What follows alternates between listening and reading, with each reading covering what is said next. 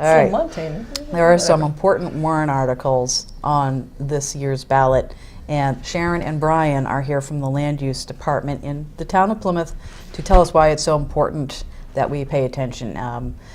So what are accessory dwelling units, Sharon, and why is that important to this warrant article? Well, Plymouth has always had some sort of reference in their zoning ordinance to accessory dwelling units. However, this year we have a mandate from the state government.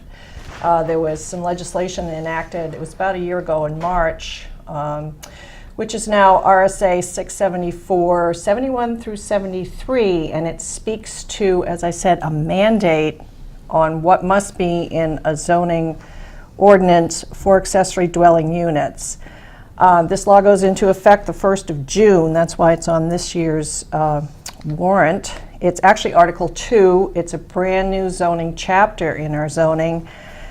And in a quick nutshell, the reason it's on the ballot is because the planning board and Brian and I have worked together with town council to try and craft an amendment that really speaks to Plymouth's needs and issues. We'll speak to this a little more specifically later on, but the law is going to go into effect whether we tweak it for Plymouth, if you will, or not. So we're trying to be proactive here and craft the particulars to what we'd like to see in the zoning ordinance and to what Plymouth really needs. Yeah, this law is going to affect all the towns. So those who are not in Plymouth are, the information is also pertinent, but you have specific. Right. It's one of those things, if you don't custom fit it to yourself, then you get what you're given. And it's pretty wide open. We can speak to it a little more in specifics, but we've tried to put some constraints on it because we are a college town and we do have a lot of opportunity for flexible housing, if you will. So we're trying to make it fit. Can you tell us a little bit about the article specifics itself? Well, as Sharon was alluding to, it's such a broad-based law that, you know, it essentially came out of the workforce housing initiatives. And we kind of, as the town of Plymouth saw several years ago, that when elderly were wanting to stay in the homes, they really had a hard time. So we enacted a family accessory dwelling unit where there was a relationship between the people. And the idea of that was that independent living close to home or close to your children, and then when the use was no longer required, the home would go back to a single family status. So they did us one better in that they opened it up to everybody. But they didn't really take into account certain towns such as Plymouth, Durham, and Keene, which house substantial university populations. The law as written would allow any single family home, regardless of whether the structure was owner occupied or not, to put in by right an accessory family dwelling unit, limited only by some very, very meager strictures that were employed by the state as far as minimum square footage and certain things you may or may not do. But they did leave it open to us to establish a bit of local control. And the most important one in my book is the fact that we will require anybody who wants to have one of these to be an owner occupant. So in essence, it replaces what we used to have in the zoning ordinance as a duplex. Right. Which only differed from a true two-family home in that the owner occupied one part of it.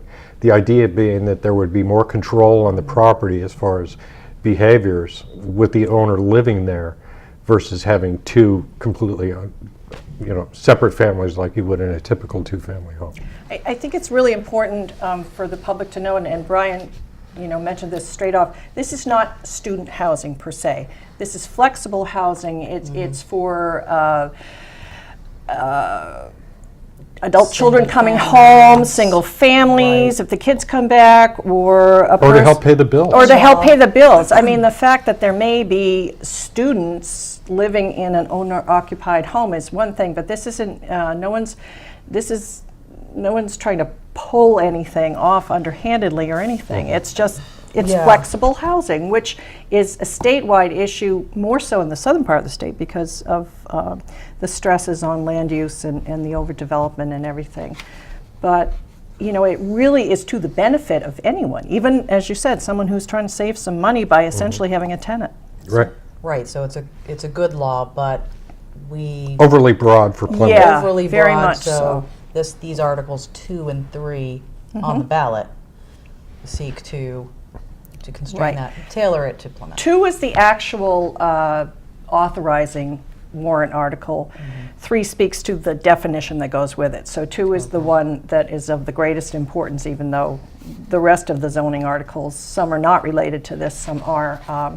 But you have to vote yes on 2 to get to 3. So if you vote yes on 2, which is what you advise, then the constraints happen. If not, what happens?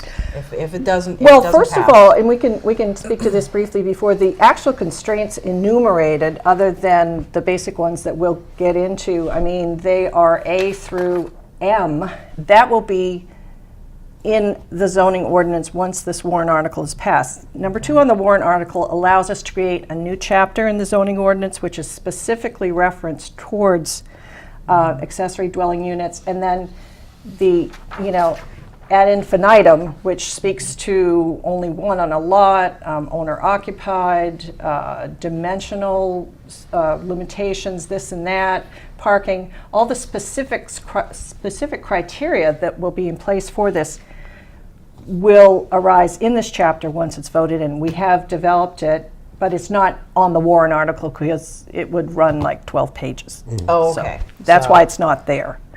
Right, where can people find that? We'll have display in the lobby of Town Hall. Oh, Yeah. okay. Probably that will be moved to the polls on Tuesday. Right. We'll have the PB cams running at this. BTV. I'm sorry, you keep changing your name. We should also put up some cards. There's some very handy references that were developed by the Office of Energy and Planning. Right. Which actually would show, and just to give you an idea of what that looks like, pros and cons, what you may do, what you may not do. The high Great slide points for that. of our amendment is, 1, to restrict it to owner occupancy. It also has a reduced occupant load Meaning from the current. the owner has to reside. The owner has to Yeah. reside in in the You dwelling. can't one or be- the other, but That's we're not very going to Can't tell them which one. sublet to someone else. Right. Okay. right. This is a Very important. transferable thing, provided that they meet the same criteria, owner occupation, which seems to be the key. And then we're also introducing a new form of new to Plymouth form of how this is done. You won't seek this solely through a building permit, nor would you have to go to the to the zoning board for things like variances and special exceptions as you do now. This would be a stop at the planning board for a conditional use permit where all the parameters, essentially it's a site plan review for a Without- single family right. home. Because ordinarily, you'd have to be building or constructing a multifamily residence to go to the planning board for site plan review. Single-family residences don't have to, they just have to go to Brian, but this is kind of a hybrid. So, Business yeah, model, so perhaps. the conditional use permit, it'll be a review looked at by the planning board and blessed, if you will, and then Brian and I and department heads will look at it, but it will have a formal approval. And that's where all the particulars come in. You must have this, it must be this, it must be this. Essentially, it's a On checklist. this Yeah. list here. Yeah, and Okay. this will be the zoning. Can you- Another huge point I think that's important, just to keep people's fears allayed, if you will, is that the requirements on our version, which is what people be voting on, of the ADU, limits it to a maximum of 2 bedrooms and 2 adults. That's it, not Okay, 3. very important to Not know. 3, such as in multifamily housing or whatever, just 2. That's it. Okay, interesting. Well, that is self-limiting. You know, Right. It builds in constraints that we want on this, so. And as far as, the physical presence on the land, the same setbacks apply as to any building in Plymouth. Parking regulations apply and the same.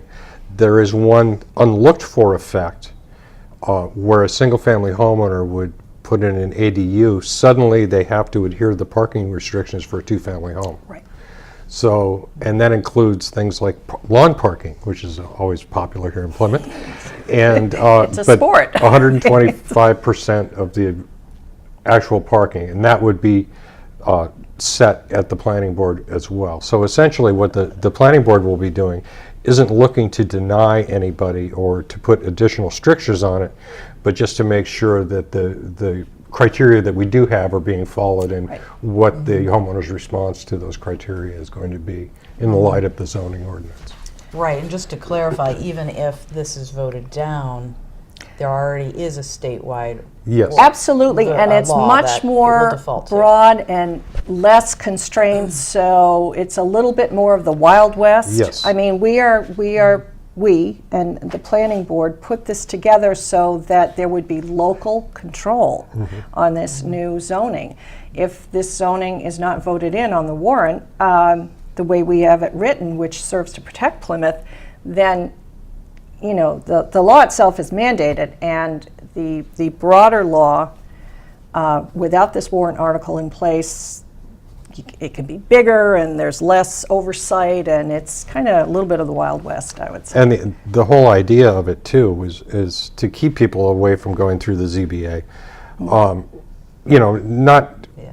that we want them to duck any of the regulations so much, but who needs extra bureaucracy on it? Right. And the idea that, with owner occupancy, it's going to limit the number of homes that are available for this Flexible Scenario. housing. scenario Yeah. by because a number of the homes in the single-family neighborhoods in the village itself are absentee owners. Right. Right. There's no Say absentee people landlord. So- from Massachusetts or Right. Connecticut, they So- buy a place, they want to put their students in there. Which is fine, and that is a totally legal use considering the constraints we have on them now. If we don't approve this amendment, then any single-family home in the town would have this by right. And It also a takes away. free it could for be all. any of the Yeah. homes. It's almost, and I hate to put it in these terms, we bet it all on this one hand that we have, because all of the protections, in order to make it simple and easy to digest, Fair. we do it all at once. But everything that we've mentioned, or anything that's going to be available on the extra materials, is off the table.